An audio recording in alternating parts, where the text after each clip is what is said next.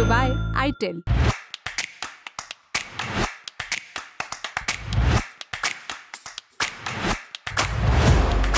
साल 1944 1 से 22 जुलाई के बीच अमेरिका में न्यू हैम्पशायर के छोटे से कस्बे ब्रेटन वुड्स में एक ऐतिहासिक सम्मेलन चल रहा था, जिसे हम ब्रेटन वुड्स कॉन्फ्रेंस के नाम से आज जानते हैं। द्वितीय विश्व युद्ध की मार के बाद से यह पहला मौका था जब 44 देशों से 730 डेलीगेट्स एक छत के नीचे जुटे थे। क्यों? भयंकर मारधाड़ के बाद घायल आर्थिक व्यवस्था के जख्म को ठीक करने के लिए। एग्रीमेंट के तहत तय हुआ कि सभी मेजर करेंसीज को अमेरिका करेंसी यानी डॉलर से जोड़ा जाएगा और डॉलर को सोने से, क्योंकि द्वितीय विश्व युद्ध के दौरान एक अमेरिका ही ऐसा देश था जिसकी अर्थव्यवस्था मजबूत थी और उसके पास लगभग दुनिया का 2/3 सोना भी मौजूद था। वहीं दूसरे देशों की करेंसीज कमजोर हो चुकी थी। नतीजन डॉलर बन गया हीरो, माने अंतर्राष्ट्रीय व्यापार और लेन देन तय करने का आधार। सीधे सीधे कहें तो बेस करेंसी बन गया। अब ज्यादातर देश डॉलर में कारोबार करने लगे। उन्हें विश्वास था कि डॉलर तो डूबने से रहा और जरूरत पड़ने पर अमेरिकी डॉलर के बदले सोना मिल ही जाएगा। लेकिन इस बीच हुआ यह कि सोने की मांग इतनी बढ़ गई कि अमेरिका में सोने का भंडार ही खत्म होने के कगार पर आ गया। 1971 में यूएस के राष्ट्रपति रिचर्ड निक्सन ने इस बाबत एक बड़ा फैसला लिया। उन्होंने गोल्ड स्टैंडर्ड ही खत्म कर दिया, यानी कि अब करेंसी का सोने से कोई लेना देना नहीं रहा। इसके बाद करेंसी एक्सचेंज सिस्टम यानी मुद्राओं की फेरबदल फ्लोटिंग एक्सचेंज रेट पर आधारित हुई। कुल मिलाकर करेंसी रेट अब बाजार की मांग और आपूर्ति के हिसाब से तय किया जाने लगा। हालांकि इसके बाद भी थोड़ी बहुत फ्लक्चुएशंस के साथ अंतर्राष्ट्रीय स्तर पर डॉलर का दबदबा कायम ही रहा। लेकिन वक्त बदलता है और वादे भी। लगभग 80 साल बाद हाल ही में रशिया के कजान में ब्रिक्स सम्मेलन का आयोजन हुआ। यहाँ एक नई रिजर्व करेंसी का जिक्र हो रहा है। आगे बढ़ने से पहले ब्रिक्स जान लेते हैं।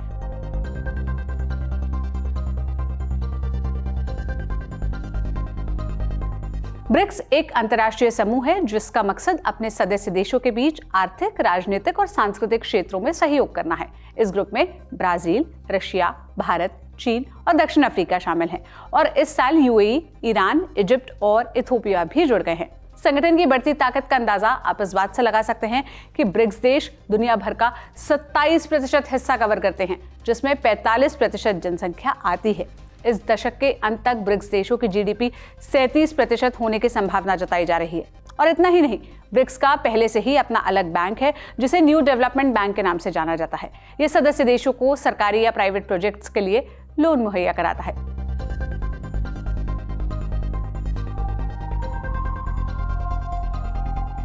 दो 2023 के ब्रिक्स शिखर सम्मेलन में ब्राजील के राष्ट्रपति लूला डी सिल्वा ने ब्रिक्स देशों के सामने अपनी कॉमन करेंसी बनाने का प्रस्ताव रखा था और हाल ही में रशिया के कजान में हुए ब्रिक्स सम्मेलन में भी ये चर्चा जोरों पर रही। दरअसल ये देश अपना पेमेंट सिस्टम बनाने को लेकर चर्चा कर रहे हैं ताकि ग्लोबल ट्रेड के लिए जो हम डॉलर पर निर्भर हैं उसे कम किया जा सके। नए पेमेंट सिस्टम को ग्लोबल स्विफ्ट पेमेंट सिस्टम के तर्ज पर बनाने की बात की जा रही है।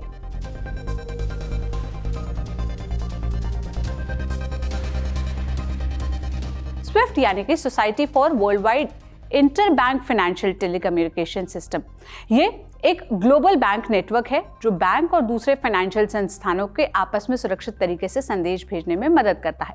मोटा माटी इसका काम अंतर्राष्ट्रीय लेन देन जैसे पैसे भेजने को और सुरक्षित और आसान बनाना है। मान लीजिए कि आप अगर भारत से अमेरिका पैसे भेज रहे हैं तो स्विफ्ट सिस्टम आपके बैंक और अमेरिका के बीच के तालमेल को बनाकर पैसे सही तरीके से ट्रांसफर करने में मदद करता है। अमेरिका ने हाल ही में रूस यूक्रेन वॉर की वजह से और ईरान न्यूक्लियर प्रोग्राम की वजह से इनको नेटवर्क से बाहर निकाल दिया है। बहरहाल स्विफ्ट एक स्वतंत्र संगठन है, लेकिन अमेरिका और यूरोपीय संघ जैसे देशों का इस पर काफी ही प्रभाव है। स्विफ्ट के कई सदस्य देश, खासकर पश्चिमी देश, दबाव डालकर किसी देश को अपने नेटवर्क से बाहर कर सकते हैं। इसी के चलते चीन और रूस अपनी अलग करेंसी से दुनिया भर में व्यापार कर रहे हैं। हालांकि रशिया को इसका काफी नुकसान भी झेलना पड़ा। अब सवाल यह है कि ब्रिक्स देश आखिर एक अलग पेमेंट सिस्टम लाने के फिराक में क्यों हैं? दुनिया भर में इसकी चर्चा क्यों हो रही है? दो कारण मैं मानता हूं। एक कारण तो है कि जो स्विफ्ट सिस्टम जिसका अमेरिका यूएस डॉलर की तरह से इस्तेमाल किया जाता है या यूं कहूं कि यूएस डॉलर में इस्तेमाल किया जाता है और अमेरिका सैंक्शंस लगा देता है डॉलर के वर्चस्व की वजह से, उसको यह मौका मिल जाता है किसी पर स्विफ्ट को या डॉलर को हथियार की तरह इस्तेमाल करने का।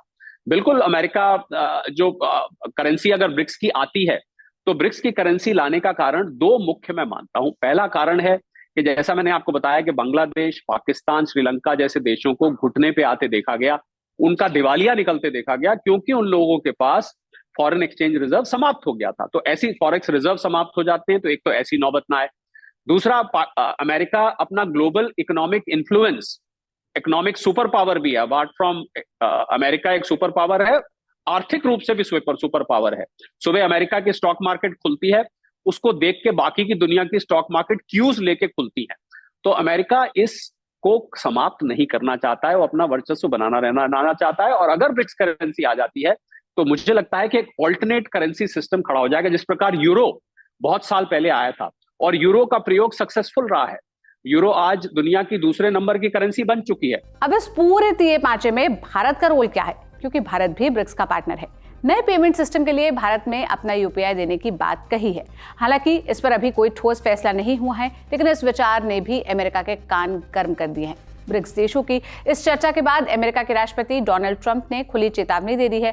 ट्रंप ने कहा कि अगर ब्रिक्स देश अमेरिकी डॉलर को रिप्लेस करने के लिए कोई नई करेंसी लॉन्च करते हैं तो वो उन पर 100% टैरिफ लगा देंगे। ट्रंप ने ब्रिक्स देशों से एक्स पर ऐसा कोई कदम नहीं उठाने का कमिटमेंट भी मांग लिया है। इतना ही नहीं, उन्होंने धमकाते हुए ये तक कहा कि अगर ऐसा कुछ होता है तो उस देश को अमेरिका को गुड बाय कहने के लिए तैयार रहना होगा।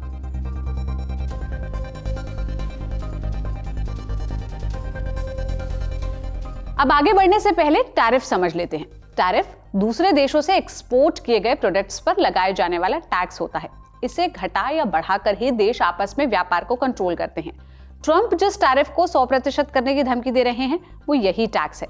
क्योंकि डॉलर मजबूत है, इसलिए बाकी देशों से खरीदे प्रोडक्ट्स अमेरिका को सस्ते में पड़ते हैं और इसलिए अमेरिका ज्यादा सामान इंपोर्ट करता है। यही वजह है कि कई देशों के विदेशी व्यापार में अमेरिका का अहम रोल है। और अगर अमेरिका 100% टैरिफ लगाने के कदम की ओर आगे बढ़ता है तो इसका क्या असर होगा, इस पर एक्सपर्ट से बात करते हैं। अगर ऐसा होता है तो मुझे लग रहा है ये बहुत ही एडवर्स इंपैक्ट जिसको हम कहते हैं, ये दुनिया के ऊपर होगा, प्रतिकूल असर जो कहते हैं। इसलिए होगा क्योंकि जितना भी ट्रेड ब्रिक्स कंट्रीज करती हैं, जिसमें Brazil, Russia, India, China, south Africa और अब बहुत सी नई देश भी उसमें जुड़ने जा रहे हैं, वहां से जितना व्यापार होता है उस पर असर होगा। भारत का इस समय इंटरनेशनल ट्रेड करीब करीब $800 बिलियन के आसपास जा रहा है। उस सारे के सारे पर असर आपको देखने को मिलेगा। कम से कम अमेरिका में जो जा रहा है उस पर तो डेफिनेटली मिलेगा, और अमेरिका पे उस पर ज्यादा असर होगा कि अमेरिका के मैं कुछ आंकड़े आपको देता हूं जो कि बहुत काम के हैं। 60% दुनिया का फॉरेक्स रिजर्व डॉलर में है, सारे देशों का मिला के बात कर रहा हूं। 88% जो इंटरनेशनल ट्रांजैक्शंस होते हैं वो यूएस डॉलर में होते हैं। 62% इंटरनेशनल डेट यानी कि जो इंटरनेशनल उधार है वो यूएस डॉलर में है। इसके अलावा स्विफ्ट जो कि पेमेंट का एक माध्यम है वो यूएस डॉलर में होता है। क्रूड ऑयल यूएस डॉलर में होता है। बहुत सारे आपस में जो ट्रांजैक्शंस होते हैं वो यूएस डॉलर में होते हैं। तो इसके होते हुए अमेरिका नहीं चाहता कि उसका इकोनॉमिक इन्फ्लुएंस दुनिया भर में कम हो जाए, इस कारण से वो ये धमकी दे रहा है। और अमेरिका, कहा जाता है, एक बहुत पुरानी कहावत है कि अमेरिका छींक मारता है और जुकाम दुनिया भर को लग जाता है। डॉलर की वजह से ऐसा है, क्योंकि अमेरिका की इतनी बादशाहत है, इतना डोमिनेंस है यूएस डॉलर की वजह से कि वो सारे दुनिया के ट्रेड को, लेन देन को प्रभावित करता है। तो बहुत बड़ा इसका असर होने वाला है। और अमेरिका के मन में इनसिक्योरिटी है कि कहीं ब्रिक्स अगर करेंसी आ गई तो उसके आने के कारण उसका जो वर्चस्व है वो वर्चस्व बहुत कम रह जाएगा, उसका वर्चस्व समाप्त हो जाएगा। इस कारण से उसने धमकी दी है।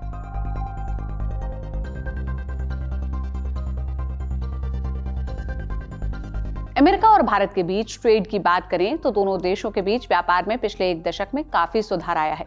चीन के बाद भारत अमेरिका का दूसरा सबसे बड़ा व्यापारिक पार्टनर बन गया है। Centre for monitoring Indian economy की रिपोर्ट के मुताबिक अमेरिका के साथ भारत का कुल व्यापार पिछले 10 सालों में 92% 92% बढ़ा है। 2014 में व्यापार की वैल्यू $61.5 बिलियन से 2024 में $118.3 बिलियन तक पहुंच गई।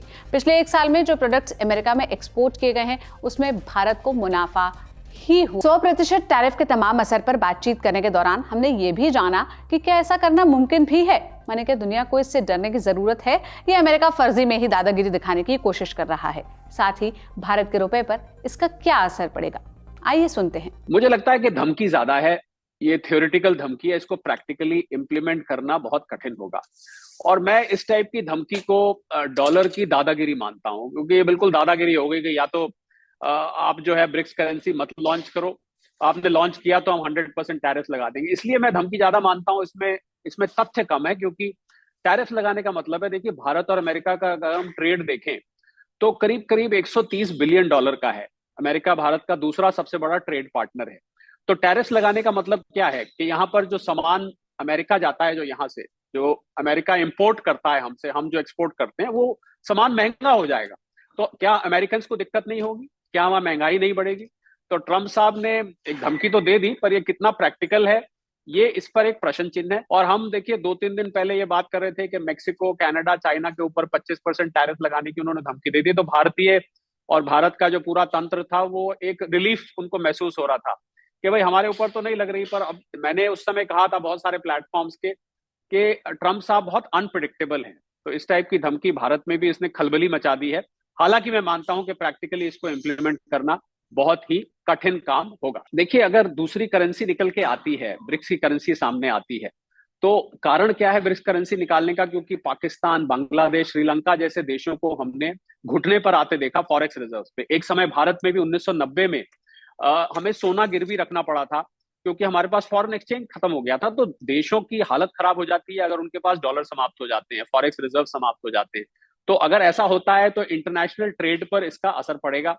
और मुझे लगता है कि भारत में, देखिए, अगर भारत का 800 बिलियन डॉलर का टोटल व्यापार है, एक्सपोर्ट है, उसमें से जो एक्सपोर्ट अमेरिका को है, वो उसमें मैं मानता हूं कि 10% के आसपास है। तो भारत पे तो 10% असर होगा। पर प्रश्न यहां ये पर है कि क्या अमेरिकन 100% टैरिफ लगने के बाद, यानी कि भारत से जो चीज 100 रुपए की चली, वहां पर 200 रुपए की पहुंचेगी, क्या अमेरिकन इस महंगाई को झेल पाएंगे? क्या अमेरिका स्वयं इस महंगाई को झेल पाएगा? ये अमेरिका को पहले खुद सोचना चाहिए। मुझे लगता है तहश में आके ट्रंप साहब ने धमकी दे दी है, पर इस धमकी को इंप्लीमेंट करना, और भारतीय रुपए की जहां तक बात है, भारतीय रुपया तो स्ट्रांग हो जाएगा। क्यों स्ट्रांग हो जाएगा? क्योंकि अमेरिका डॉलर पे जो डोमिनेंस है, जो निर्भरता है, वो जब समाप्त हो जाएगी, तो ब्रिक्स करेंसी अगर आ जाती है तो वो तो चंद देशों में होगी, और अंतरराष्ट्रीय स्तर पे भी उसकी स्वीकारता, एक्सेप्टेबिलिटी हो जाएगी। तो उल्टा भारतीय रुपया मजबूत होगा। चलते चलते आपको बता दें कि चालू वित्त वर्ष की दूसरी तिमाही में जीडीपी की ग्रोथ रेट में गिरावट के बीच रिजर्व बैंक की मीटिंग होने जा रही है। ये मीटिंग ब्याज दरों पर फैसला लेने के लिए होगी, जो 4 से 6 दिसंबर तक चलेगी। आरबीआई ने फरवरी 2023 से रेपो रेट को 6.5% ही रखा है। इसमें अभी तक कोई बदलाव नहीं हुआ है। संभावना जताई जा रही है कि आगे भी बैंक अपना मौजूदा रुख बनाए रखेंगे। आज के खर्चा पानी में इतना ही। ये बुलेटिन लिखा था मेरी साथी प्रगति ने। आप इस मसले पर क्या राय रखते हैं? आपको ये बुलेटिन कैसा लगा? कमेंट में जरूर बताइएगा। देश और दुनिया की तमाम खबरों के लिए आप लल्लन टॉप देखते रहिए। शुक्रिया।